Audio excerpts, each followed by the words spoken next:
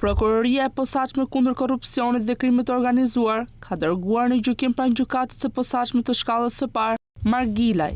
ku i fundit i akuzuar për konsumimin e elementeve të veprave penale, kultivimin e bimeve narkotike, drejtimin e një grupi të strukturuar kriminal, mbajtje pa leje dhe prodhimi i armëve, armë shpërthyese dhe municionit, si edhe prodhimi dhe mbajtja pa leje në armëve të gjuetisë dhe sportive. Me 25 korrik të vitit 2024, pas kontrollit të policisë gjyqësore të Komisariatit të Policisë Malësie Madhe, pranë fshatit Selc, në një sipërfaqe tokë livadë është gjetur sasia e kultivuar për 11.358 bimë narkotike kanabis sativa. Bimët me lartësi 40-100 cm